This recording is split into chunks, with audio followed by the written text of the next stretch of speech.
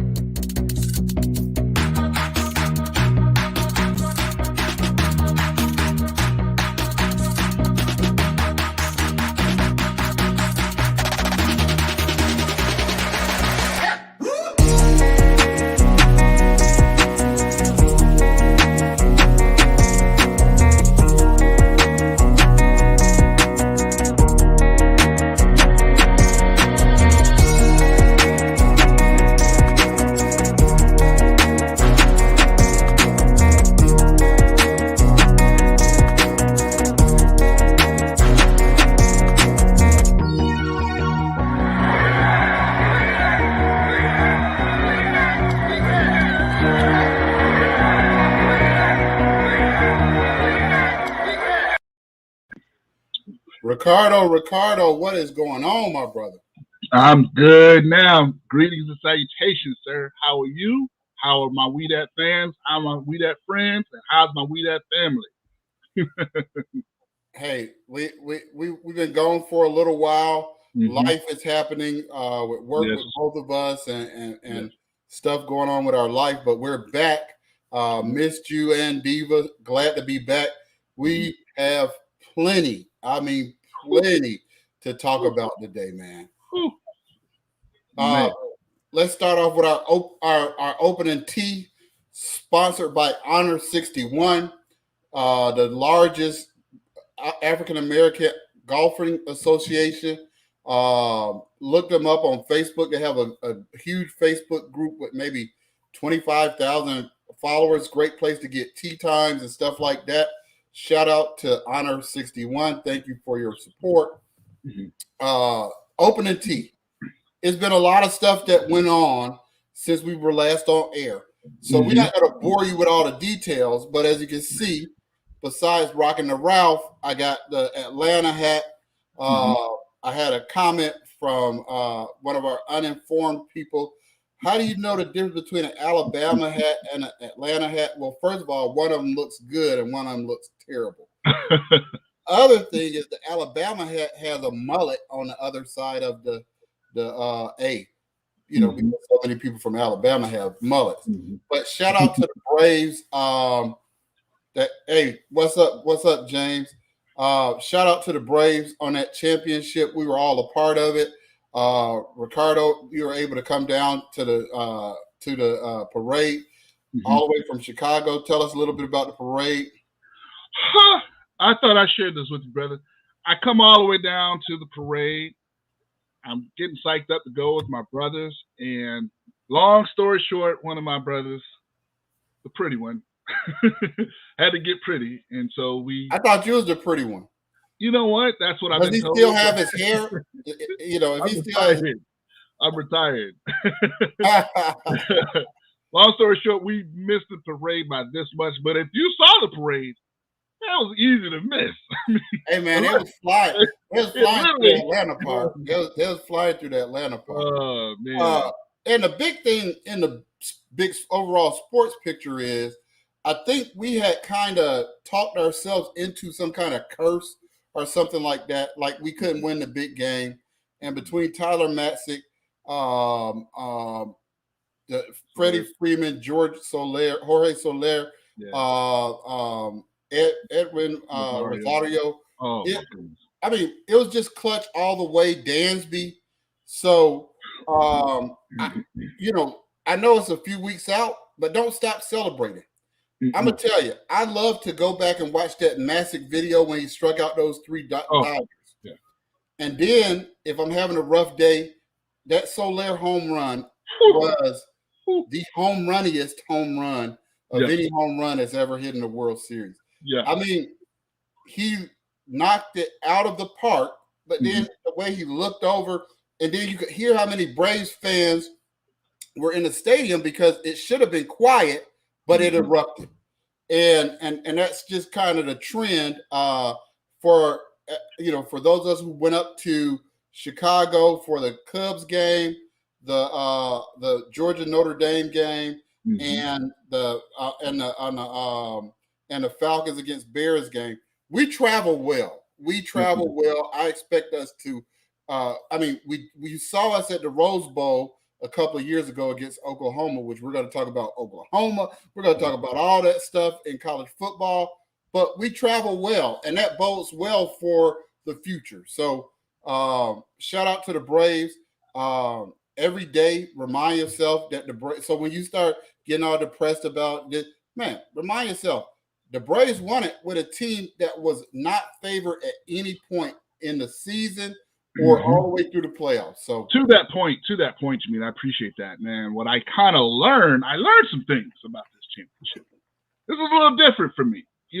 I'm in my 40s. I'm in my mid to late 40s, and I grew up with teams stocked with pitching, timely hitting, defensive outfielders. I've never seen that don't work anymore. That's not the formula anymore. I've never seen this. Now, we had the timely hitting. We definitely had some pitching and bullpen. Boy, I tell you what. Hey, man, Will Smith, here's my public apology. Yep. I've never seen a shaky reliever turn it around like he did. It was like he was literally waiting for October to show us what the heck. So, this is what this means. Next year, we can't complain about Will Smith at any point. There's nothing you can say around me. That's all right. You can't even talk about the Fresh Prince no more around me. But check I had it. enough of that Will Smith. Yeah, that could be a whole show. But what I learned this playoffs and what I learned on this World Series run, and you're talking to a longtime Braves fan, a guy who's been through it when we had the obvious best team, but the team that we faced was the wild card and beat us because they had the hottest hitting. So I guess what we did is we learned from that. And this summer, or when we was doing our wheeling and dealing, instead of folding the tent and calling it all in, which I said we'd be fools not to do. So I was wrong on both counts with the Braves. Eggs all on my face. I'm glad to take it. I'll take it. Give me a scramble with a hash brown on the side. But long story short, what they decided to do was, instead of giving up, they said, look, here's what we're going to do. We're going to get these hitters on discount. So we got Rosario. We got Soler. We got, what's my guy named from the Marlins? Jock Peterson, yeah. And Adam Duvall. Duvall. So we got 4 hitters, basically. It was just, and they just all rake. They took turns raking. And we got just enough pitching. And that was what it was. We could hit, and the other team couldn't. If you look at that Dodgers team, that's one of the best offenses I had ever seen. But what was funny was the team that might have been better offensively is the team we played in the World Series, Houston. Right. I mean, on paper, we weren't picked in any series, I don't believe. Nope. But we weren't picked in Milwaukee, I know that. And we darn sure weren't picked in the World Series, and we weren't picked against the Dodgers. But timely hitting, good bullpen. I mean, knocking the cover off the ball. It seemed like everything Rosario did for us against the Dodgers, Soler did against the Astros. It was amazing. And that's really the thing. This idea that you got to have all 9 guys hot at the same time is not true. If you have guys up and down the lineup, then you can wait and watch them take turns getting hot. So that was impressive. Yep. So anything else? Okay. Moving on to the Hawks. When we were last on, they were in the middle of a slump. They started off the season 4-9, and then they rolled off 7 straight wins. But we were saying, calm down. It's early in the season, and we just got a couple of injuries to Bogey and Cam last night in the loss against the Knicks. But we also before that had another injury to DeAndre Hunter. He has a break. He's going to be out for another several weeks, and this has become a little bit of a trend. Which you predicted. Yeah. I mean, the most important ability is the availability. Yep. But my coach used to say, you can't make the club from the tub. What's your thoughts on the Hawks bouncing back a little bit? Well, good news. We got a lot of good talent. Got a lot of good young talent, which we had both shared repeatedly. Like in the NBA, it's going to be a funky year because guess what? We're still adjusting to fans coming back in the stands. We're still adjusting. All around. Lakers, so-so. Brooklyn, so-so. Milwaukee, so-so. I've always shared with anybody who will listen that when it comes to NBA basketball, you really don't start to know what you have until about 20, 25 games in. Just to be safe, you'll know a little bit by Christmas. You'll start to form, you know what I'm saying? I think there's still a lot of moves that can be made. I have a very unpopular view about what we ultimately should do, but that's a show in itself. Yeah, I feel like there's a trade that's out there that, and I think the easiest way to say it without starting to riot in the comments is we need another veteran. We need another veteran who can be the guy. And when both of those guys, when Bogey and Cam went down, we needed somebody else who could be the guy. And neither Herter or Collins was able to step up, and that's going to happen. But so your record is not necessarily predictive of playoff success, but situational basketball. And when those two guys went out, the two guys that you expected to elevate their games, they were a little bit lost. They were lost out there. Well, yeah, George just hurt my heart. That's a sore point for me, man. My Lakers, they got some stuff they really worried about. Right? Yeah, they are really worried. LeBron was seen clutching his side again. I guess Ricardo, maybe Solomon Hill went out there and hit him in the side. Stop. Listen, LeBron's gonna be all right. LeBron's LeBron. But what I'm worried about is this team has always hung its hat on defense. And they ain't defending worth a flip. They aren't. And the problem is they don't have any defenders to defend, right? No. The only above average defenders that they still have on the team is Anthony Davis when he feels like it. Yep. And Dwight Howard in 6 or 7 minutes. So I mean it's a long season, but what happens is the longer it takes the Lakers to get it together, the better team they're going to play. Yeah. I'm of the opinion if the Lakers didn't have to play the Suns, I'm not saying they would have gone to the championship, but they would have had a chance to get rolling and maybe play a worse team. But the same thing with LeBron missing so many games. When you come in as that 6, 7, 8 seed in either conference, you're going to play a team that you're not equipped to beat, that you shouldn't have to beat. And if you take that same team that was 6, then you can get them to 4 or get them to 3rd. Now all of a sudden things work out their way. So stay tuned. We will talk Hawks basketball throughout the season. How about them Falcons? They won. They have the worst point differential in the league, but somehow they're still in the NFC playoffs. And I hear people saying, "Whoa, that's just because they're in the NFC." That's not true. Because if they're in the AFC, they would just be 1.5 games out. So stop with the narrative stuff. Let me ask you something. I didn't want to do this, but since you brought it up, I need your honest opinion on this. How do you feel about the fact that we won? We're Falcon fans. We should feel great that they won, right? Right? Yeah. Well.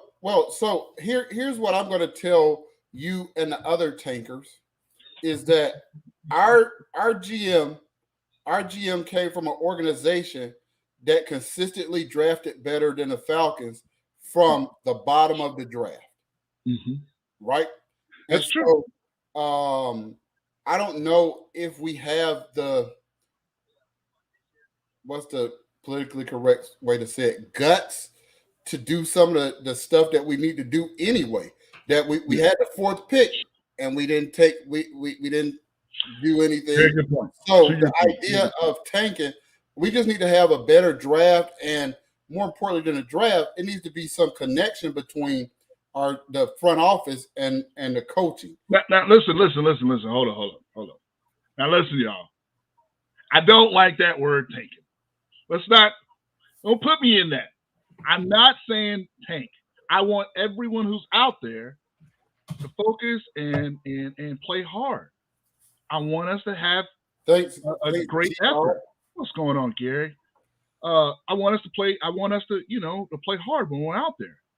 Having said all that, what are we winning by moving down the draft board? I know what the GM did in New Orleans. God bless him. But look what they are without a quarterback. Look what they are without Alvin Kamara. That same team, you take away two players, and that defense is still good. Good offensive line. They drafted those wide receivers they have now. So sometimes I think it's about who you get when you can get them. And I'm not going to go back and forth about what we didn't get last year. It's redundant. It doesn't even matter. But when you have a chance, that's just all I'm going to say. When you have a chance, you got to swallow that pride, let that hubris go, and say, hey, look, man, if we can get in the top 6 picks, we're looking at. I just disagree strongly, Ricardo, because it's really about your focus and your draft evaluation. We were in the top 4 pick. We were in the top 4 last year, and we got a guy with a lot of potential. But I mean, we got a guy with a lot of potential. So I think I understand where you're coming from, because last year's team was hopeless, and we were tired of the regime. We were tired of the GM. We were tired of the coach. We were tired of all that stuff. So I will admit, last year I wanted us to get as low as we could. This year is a different story, because I have more confidence in where we're headed.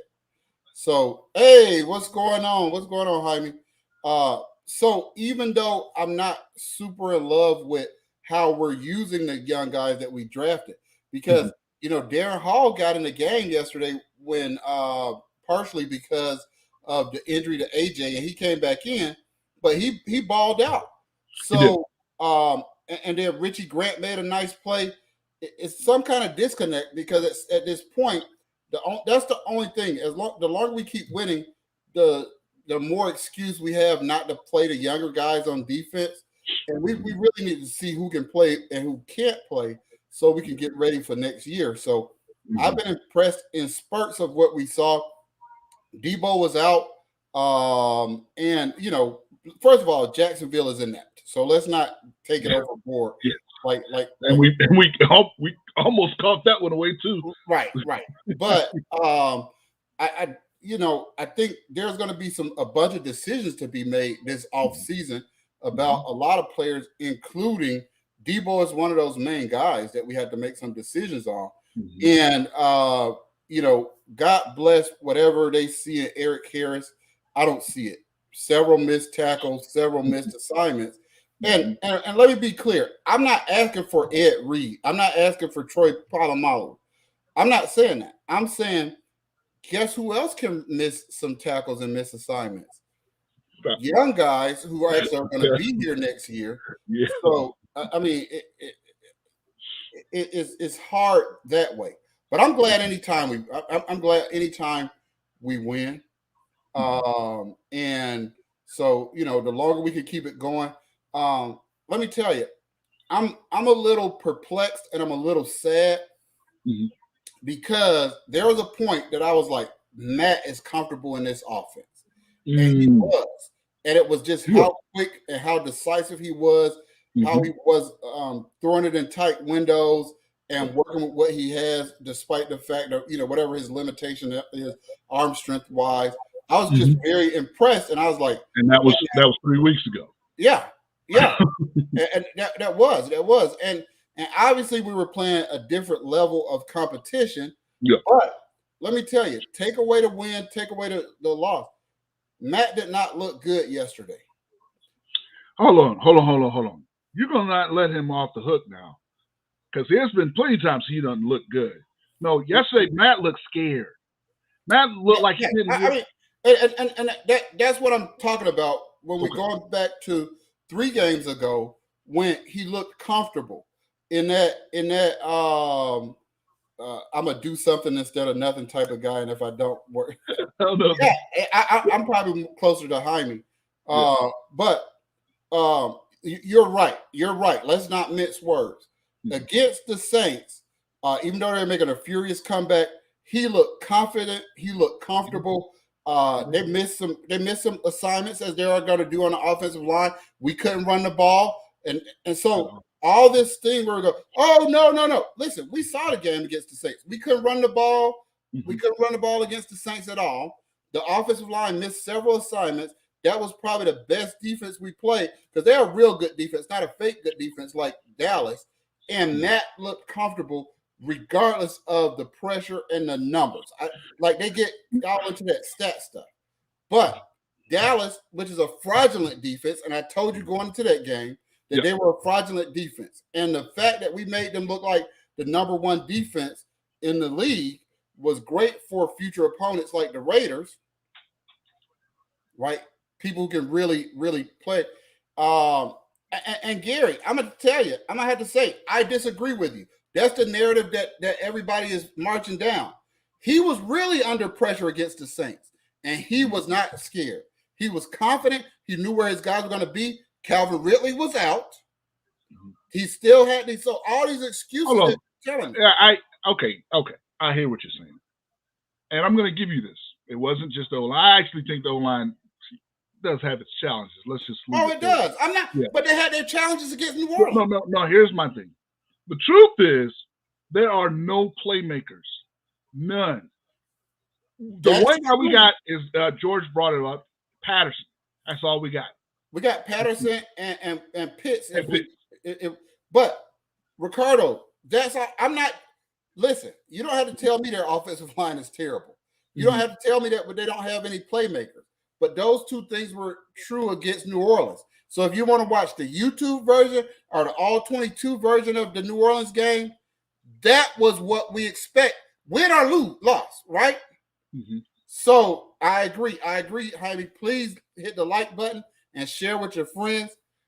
My problem was, even against an inferior team like Jacksonville, he did not look as comfortable as he looked against a team like New Orleans with a real legit defense. And and the same conditions were there. It's the same sorry offensive line, the same lack of playmakers, except for this. And this is where they said, oh, he didn't have they can't run the ball. They rushed for 100 yards for the first time in 22 games, some ridiculous amount of time. So we rushed for 100 yards yesterday. It should have been a lot more comfortable win. And again, I don't care about the stats because they were ugly. Thank you. Go Braves. But what I didn't like was the lack of comfortability, the lack of willing to throw it in there. The fact when you look at the yard, how down the field against New Orleans, we won the game on Matt going deep. We had several longer plays to Pitts, and even for Sharp, we had some deeper and Zacchaeus, and it was just like he was trigger shy. And I know it happens when you throw a rash of interceptions, you start getting triggered, and so that was one of the things that I always worried about with Matt was, listen, some of these guys, they don't care if they throw interceptions. Look at Lamar Jackson last night. Okay, so, all right. Yeah. You know that trigger shy, because if we're gonna have a chance to win any more games, we just played the worst team that we're gonna play the rest of the schedule. All right, so let me make sure I'm understanding. I think what you're saying might be making some sense. So basically, what you're saying is he's scared to make a mistake right now because he knows that everything's on him. Because I thought about it some. I said, you know what? I think Russell Gage did get in the end zone. Patterson, he did. Fantasy boy. If you got Patterson on your fantasy team, you're doing all right. Yeah. And Pitts is Pitts. So we do have some playmakers, I guess, in a sense. You know, these aren't guys that are like going to be super open. No. You can go with the statement that we don't have enough playmakers. Without Calvin, we don't have a full. But I guess what I'm hearing from you is you feel like Matt feels like the pressure's on him to like, hey, if I don't do it, it's not gonna get done. I gotta throw this guy open. I can't miss and if there's an interception and they get this ball at this 40-yard line, our defense ain't gonna stop them from scoring a touchdown. Yeah, that's a lot of pressure. And, okay, I can. But the ironic thing about that mentality is the only way we're going to win is if we challenge these teams, right? We gotta I love the game plan and I love Matt's boldness against the Saints. I don't care if he had to throw an interception. You know what I think happened in New Orleans? I think what happened is he was just like, F it. Yeah. I think he basically was just like, doggone it. I'm giving them all the bullets in the gun. It just looked hype. I see him talking a little, you know what I'm saying? I said, oh, wow, Matt, he's pumped, you know what I'm saying? And they caught a break. And then when the second half and when they were starting to creep in that fourth quarter, I think we were just able to pull it out, you know what I'm saying? So to your point, 2 for 2, you're right. And there's a lot of pressure on Matt because he's a veteran by himself. The announcers were talking about some of the stuff he was talking about. Then when you think about it, like even a guy like Jake Matthews, when he met Jake Matthews was his rookie. He was already in the league for 7-8 years before. So he doesn't have anybody with him. And so whether it's the defense, but you see how the defense was high-fiving him when he came off the field at New Orleans. Everybody is looking up to him. And I'm just saying, Matt, you got to be bold. You got to be bold if you're going to win any more games. You can't look at that Dallas game and let it lose the other games. You can't look at because we played right in the Patriots' hands. If you think you're going to beat the Patriots by not running the ball and throwing underneath passes, that's what they're hoping you do. So you know what? Maybe that's what it was to me. To your point, that Patriots game just made me just on national TV. It just I felt some kind of way. I was like, oh man, I've seen this. It was hard to watch, man. And then I'm not in Atlanta, y'all. I'm in Chicago. And so it's rare that you get the chance to see him. Yeah, and all I get is a little slick inbox. But what I will say to my fellow fans, enjoy these wins. Don't worry about the draft. It's not time for the draft. You can start looking at guys for the draft in college football, which we're getting ready to jump right into. Yeah. But don't let anything cloud a win. Now, hold on. That's Jami's take. I don't agree. That's my take. I don't agree. You worry now. I say the exact opposite of what he's saying. I don't agree at all. Because if you're following college football and if you're following how much important it hits, you got to hit on these drafts. You got to hit. You got to hit on that first pick. You got to hit on that second pick. If you don't hit on those first 2 picks, I'm telling you now, you won't be GMing for 3 years. In 3 years, I don't care who you are. And GMs never get a second chance. Like no, head coaches might get it. Like there's no, you can go be an OC. No, that's it. You on TV. You can be on Dimitrov. All I'm saying is, is if you have the 16th, 17th pick, it's a lot harder to be as accurate. The truth is, the little dirty truth, y'all know I like to use that phrase. The dirty truth in the drafts are picks 1 through 8, super easy. You kind of know what it is. That's not true. As it is. Let's trust me on this. Let me finish. Go ahead. 8 through 15 gets a little bit harder. A little bit harder because the truth is they're about the same. And when you're drafting, it's all about what your particular need is. See, this is what happens. See, people see a guy in college and say, oh, man, he's this. He should be this. I warned some of my Giants friends. I said, listen, I understand who Saquon Barkley is. I get it. But the problem is you guys have so many other holes. You don't get a running back. First of all, I don't care if you didn't have any hole but the running back. Yeah. You have a running back that you had a chance to get a guard that you can put that spot in, Quentin Nelson, and he was actually my number 1 pick in the entire draft. I said, listen, that's the best football player in this draft. You just said 1 through 8 is easy. No, hear me. Let me finish. My point is you won't be able to miss 1 through 8. That's all I'm saying. It's hard to miss 1 through 8. Has people done it? Yes. Don't miss what I'm saying. But it's hard to miss if you're paying attention. 8 through 15 is a little bit harder. You know what I'm saying? It's harder. You got to remember. I don't think what's my guy Aaron Donald. I think he was an 8th pick, 10th pick. I think he came after the 8th pick. I don't know because I remember who we got that year. Give you a hint. Looks like Ludacris. He don't play no more.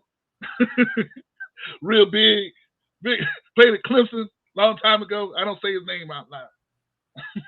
Anyway, my point is this: drafts are super important, especially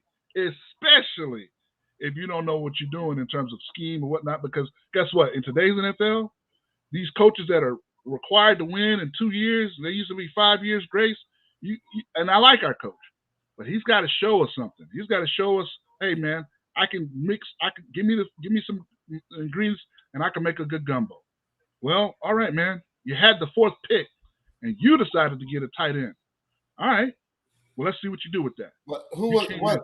When you say you, do you mean the coach or the GM? Coach. I don't believe that was the GM. I believe that was Arthur, and I believe that was the coach. I do not believe that was the GM, but that's a whole nother show. Well, speaking of the the draft, let's talk about where these guys come from. Yeah, because come on. It is a lot of breaking news. Incredible breaking news. Yeah. So, in fact, we're going to talk about the breaking news before we talk about our Bulldogs. Yeah, we got that. Let's tie it in because it all ties in together. All right. So last week, the college football season came to an end for all except for the teams that are playing in the championships, in their respective conference championships. And that goes to the college football playoff and who's in and who's out. If you are not aware, the college football rankings come out tomorrow, but I expect them to look something like the latest coaches poll, right? So Ohio State had been moved up to number 2 last week. Let's go over last week first, and then we'll go over this week, and then we'll talk about all this juicy drama going on in college football. All right, right now, so, like this moment. So last week you had Georgia number 1, Ohio State was number 2, and Alabama was number 3 with Cincinnati number 4. Why would Ohio State move in front of a team that won last week? Just a coincidence? Well, it was so that if Alabama got to the championship week, that they could be eliminated. Let me be clear on this, and we can fight about this or we can wrestle. I hope we don't have to shoot about it. But Alabama is the second best team in the country, flaws and all. Yeah. Alabama would beat Cincinnati by 30.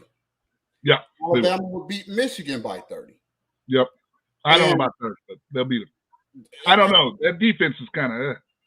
So that's my firm belief. But now this week, so what happened? Ohio State, which was number 2.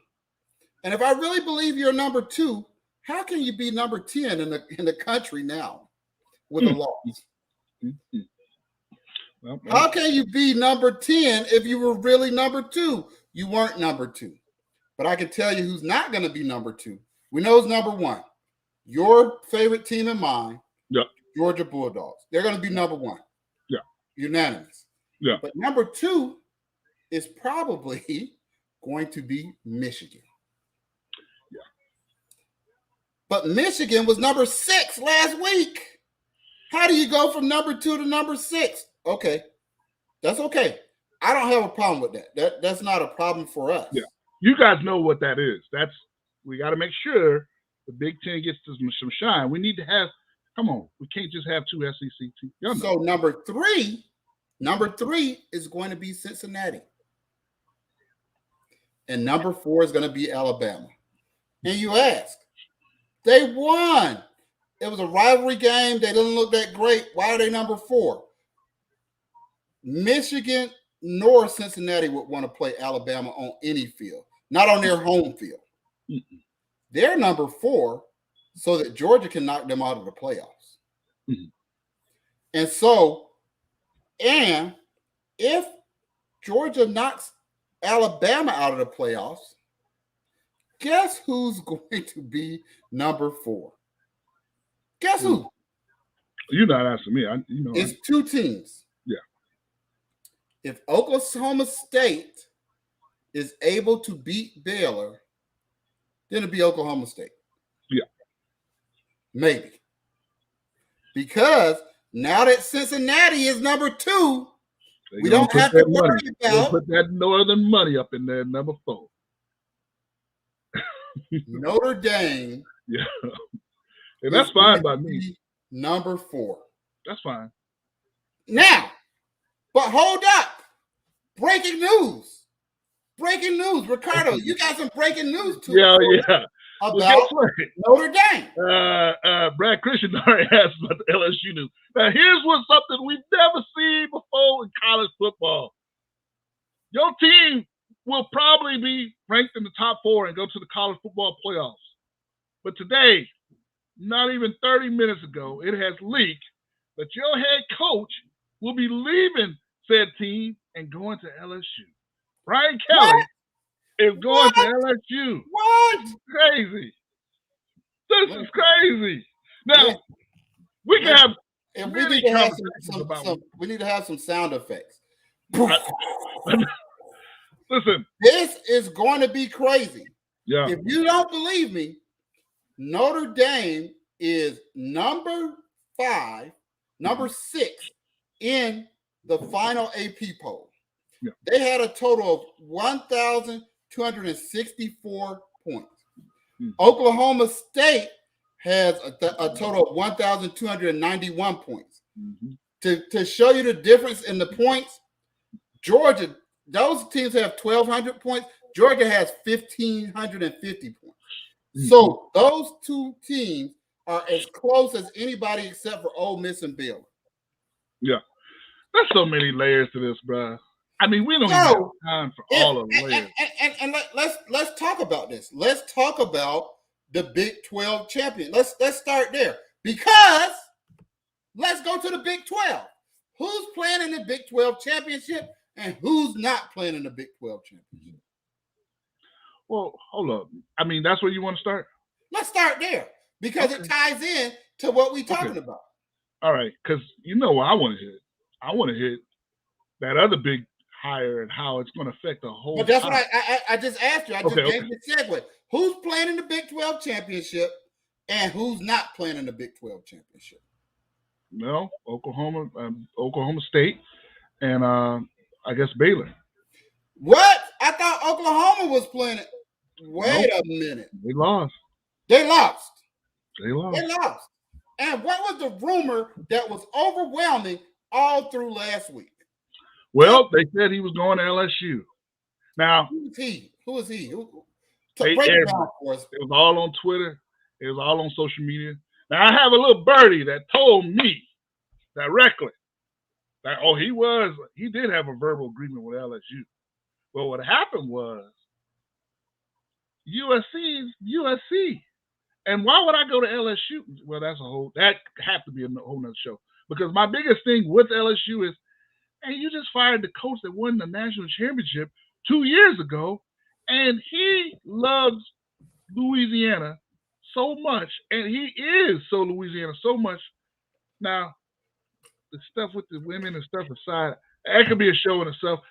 You don't want to know how many coaches are actually out there like that. The only reason you heard about that is because they losing.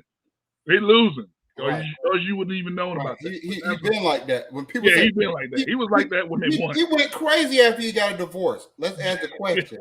Why did he get a divorce? So let's get back to football. So let's go back to it. Oklahoma was destined to win the Big 12. They haven't played well all year, but everything's set up right for them. They had won the last 15 Bedlams, which is what they call the Oklahoma against Oklahoma State game. Yeah. And even in times that Oklahoma State thought they had a chance, they were never competitive in this game. So Oklahoma State, the game was played well. And then in the third quarter, because of some turnovers and muffs, Oklahoma went up by 2 scores on them. Mm-hmm. Went up by 2 scores, and it looked like it was over because Oklahoma State's offense couldn't move at all. But Oklahoma State's defense bowled up. What up? Go. Ask us what you want to ask us. We talking your right in your wheelhouse. So Oklahoma State came back. Caleb Williams fell apart. I'm not from up there, so I had to pretend and use any fancy language. He fell apart. They couldn't move the ball at all. They could not move the ball at all in that fourth quarter. They had multiple chances. They made some screw-ups, but not as many screw-ups as Oklahoma State made to get that 2-possession lead. Oklahoma State just rallied back on them with the help of a couple miscues. But the main thing that helped them was they could not move the ball. So Oklahoma lost. They're out of it. And they asked him about LSU after the game. And Riley said, I'm not going to be the coach of LSU. Massive sigh of relief. Aaron Rodgers. He did old Aaron Rodgers. A massive sigh of relief by every Oklahoma fan in the country. People was texting me. People was texting our Facebook group. Yes, we keep it Lincoln Riley. We said this college football season is not over. Yeah. And I knew that Lincoln Riley would be the hottest candidate for every job. Outstanding coach, incredible recruiter, incredible developer. Mm-hmm. He got the USC job. He took the USC job. Oklahoma is in a spin. Yeah. Talk to us. Let me ask you something. And I want to ask this to We That Nation as well. What do y'all think about that? Because the media is already spinning it like, he said, and I quote on a police report, he said something to the effect of, yeah, we know about Brian Kelly. Yeah, you late to the party. Welcome to the party, Joe. You late. You late, brother. You got to get in here earlier. Yeah. That's what we talking about. Everyone on my TV screen and on my computer and on my cell phone has been telling me this is a home run hire. That's it. We're gonna get to that in a second, Josh. We're gonna get right to that right now. Joshua, we're gonna talk about that. We're gonna get to that right now. I just want your thoughts real quick. I'm not 100% sure this is a home run hire, and I'm gonna say this why. This is why. I think he's a very good coach. I think that this will guarantee some wins for USC. But I think I got 3 issues. Number one, I think I've heard my USC friends tell me, oh, we're back. Listen to me. It's really hard to do what USC did in the early 2000s. You're not going to see that again because there's just too much competition now. Now, there's a bunch of kids. These kids all been playing ball. It's like AAU basketball. These kids know each other now. Twitter, Facebook. It's not like 10, 15 years ago. There's no way to communicate. You know what I'm saying? These kids know each other. They're friends. They're on chat groups. All right, so that's one. That's one. Number two, SEC is a juggernaut that's not going to be easy to stop. One of my biggest issues when I talk the difference between the Big 10, Big 12, California, they get mad when I say, oh, we just grow them different down here. Here's the difference. Is yes, we both get guys who are super fast. Y'all got cornerbacks, we got cornerbacks. Y'all got safety, yes. Wide receivers, yes. Y'all got 300-pounders, we got 300-pounders. But the difference is this. 300-pounders in the South can dunk a basketball straight up. 300-pounders in the South can run 4. Have you seen some of those guys in Georgia? Those guys is 290, 300 pounds, running down running backs. You don't see that much. What's your number 2 point? That's second. And number 3, you guys really don't understand the tenacity of a Kirby Smart, of a Nick Saban. You can't keep getting the kids. Now they have established pipelines in California. It's not just like Georgia haven't even played in California outside of the Rose Bowl. But we have established pipeline. I'm using Georgia's example because, of course, they got number 1 recruiting class in 2022. They got the number 1 recruiting class as of right now in 2023. You guys don't understand the tenacity of these Kirby Smarts, the Nick Sabans, heck, the guys in the SEC. They're going to get who they're going to get. People saying, oh, they're not going to be able to come to California anymore. That's bull. Ask people from Texas about that. Let me answer your concern. Yeah. I do think it's a home run hire. that's my first point. The second point is he doesn't have to be SEC. He just has to establish the Clemson pathway, which you dominate your conference and give yourself plenty of chances to play against the SEC. And 3, it's not going to be easy. So they got to build some facilities, but the pressure is going to be off. He's going to be given as much leeway as possible. And they got plenty of athletes out there, and he's a great recruiter and a developer. So they do. I think that's why I think it's a home run hire. Wait. A home run hire says, because this man has just said, and I didn't get to say his quote, he said this is going to be a mecca of college football. Boy, that's some brass. Well, whatever. I don't agree with that, but I think we got to take our SEC goggles off and say what they can do is establish the Clemson pathway in which you're guaranteed to win your conference every year. And if you can win your conference and be undefeated every year, you're going to be at the table. There's a bunch of places that you're not going to be at the table. And here's the secret, to use your terminology, here's the secret. Oklahoma hasn't been at the table but 2 out of the last 6 years. That's true. So, hey, I'm not saying it's a better job. And Riley was not aware of the move to the SEC, and he was not enthralled with it. So when they say, was he by far, James, by far. It's not even comparable. All right. I tell you what. That's one of those ones you can't really argue. You either see it one way or you see it another. Would you say it's a better job? I say I'm not so sure yet. I do agree with you that USC won. USC won the headlines, and there'll be a much better program. I think he's a really good coach. He's going to be able to get some of the top kids. There's top quarterbacks out every year out in California. There's going to be a better program. Yeah. But I don't think they're going to be back to where USC was. I just think that's really not next year, not the year after that. But I think it's going to be. But I think that what Lincoln Riley, the underrated thing is, look at all those offensive linemen that he put into the pros. Mm-hmm. He is a great recruiter, and he's gotten guys not just from Texas. That's the lazy narrative to say he's a great recruiter in Texas. Look at those guys. He got guys from the East Coast, California already, Arizona.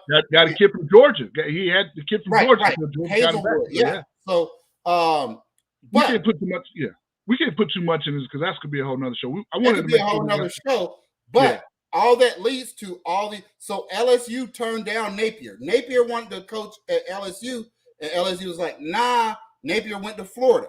So now Napier, who's a Saban descendant, is going to Florida. He is a tenacious recruiter, and so that is. And I hope Florida didn't focus so much on recruiting that they forgot they might need some coaching. To that, he's going to win some recruits, and that was just listen. I'm a huge Florida hater, but I respect the program. I understand who they are. Now you talk about a state that you can win. If you can win Florida, boy. But the thing is, Mullen, he didn't. And to his point, Mullen is the one who could do the most with 3 stars. He is super smart, and it did work for a long time. But that's not, this is the SEC. You should have known that. What Georgia's developing is something different and special. And so, we're going to talk about that in just a second. My last statement is LSU turned down Napier. People were like, why did you turn down Napier? Well, they if you think they just hired Brian Kelly today, I got a bridge to sell you. Cliff Kingsbury is going nowhere. The NFL is superior to college. I know us college fans like to pretend like, listen, they make money in college. They make money in the NFL. And there's no coach that's going to leave the NFL unless they're failing. The Cardinals are the number 1 team in the NFC. So and they have one of the most you're only going to be as good as your quarterback. He has his quarterback. That would be crazy to leave his quarterback to go coach college. And let me tell you something. Kingsbury is not the recruiter or the developer or the coach, if we're honest, that Riley was. No. Everybody has got spoiled with Bob Stoops and Lincoln Riley. They better throw all that money at Heupel because that Oklahoma thing is unique because all their players are from Texas. He's talking about Josh Heupel from Tennessee. Yeah, Josh Heupel from Tennessee. Mm-hmm. But Riley was bringing in guys from the East Coast in California. So y'all might not ever see Riley again. So don't get confused with that. And so that leads us to the SEC championship. Mm-hmm. All right. So SEC championship. Ricardo, like a lot of Georgia fans, are nervous, right? Because all the post-traumatic stress that we have from Alabama beating us when we had them on the ropes, when we had a better team, all that stuff. Talk to me about what you think are your keys. What's your prediction? The line is Georgia -6.5. Shout out to my good brother James Priest, always representing. He's been there thick and thin. I respect the Alabama Tide rolling. I expect the Alabama program. I respect their football team. I respect the fact that 10-1 is 10-1, especially if you're an SEC team. I've heard all week, well, look how we've beaten the teams that they've barely beaten.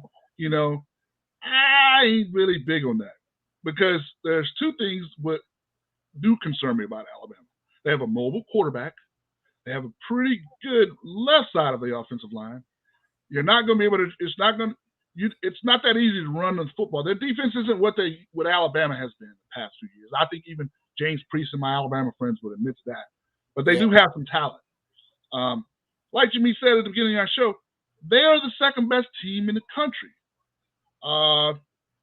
Unfortunately, listen, he's right. I am that pessimistic guy. I'm always that guy. You got to win. And that's me more than probably any other fan. Goodness, our defense is good, man. I don't know. And James, I'd love to hear your what are you going to do on that right side of the line, man? And your running back, Brent, it was look at number 4. I don't know. He might be game time. He's out for Saturday. My Bama. So you don't have one running back against a team that always would run the ball on. Wide receiver. That wide receiver. You talking about Jameis Wilson? No, Trey Sanders had moved to wide receiver before the season started. He only moved. Yeah, that's right. The best 3 recruiting classes in the history of the NCAA can produce one backup running back. So we could do another show about Bama bump, or you know what? I'm gonna leave that alone. We can do a show about what are we getting in recruiting anyway. So what do we need to do to win? Well, what we need to do is what we've always done this entire season. Control the line of scrimmage. Control the defensive line. I mean, the defense, if you think you're going to run on that front 7, good luck. And just don't get burnt. So, and you're talking to a JT Daniels guy, but I've been redeemed. Stetson can make the throws that he needs to make. He's smart. And he's mobile. And I just kept looking at that Alabama defense last week, and Auburn's actually got some players on defense. Don't get it twisted. But what concerned me the most, if I'm an Alabama fan, was like, man, they're doing this with, no offense, even before he hurt his leg, the kid was marginal at best as a quarterback. Stetson's been doing it against pretty good competition. He's been doing it to the point where guys like me have even had to admit, like, yeah, why? I don't see why you would take him out. I thought this was the game we need JT Daniels. I'm mistaken. I don't know what you're going to do, Alabama. I got us by 2 touchdowns. Hey, listen, we already talked about this in private. Let me break a couple things down for our viewers. All right, the games that Bama has looked vulnerable in has been the LSU game, the Arkansas game, the Auburn game, right? Those are the 3 games. Besides the loss to Texas A&M, what do those games have in common? 40 rushing attempts. So the Alabama front 7 in those games but now the other game they look vulnerable. We're leaving out is the Florida game, which they had 47 attempts for 236 yards. I know you don't want to remember that, and let's not talk about that, but those are the 4 games besides the one they lost that they looked the most vulnerable. They all had 40 rushing attempts. In the other 3 of them, actually, nobody rushed for 3 yards a carry. Nobody. 2.7 3.1 in one of them. So, and you can look this up. So it wasn't, and Mike Bobo, who just got fired by the Auburn staff, he said, if we're going to stay in this game, we need to run the ball 40 times, even if we're not going to get yards on all of them. Mm-hmm. The only way you can run the ball is if your defense can keep you in the game. And so I think one of the things as a Georgia fan, look for those 40 carries.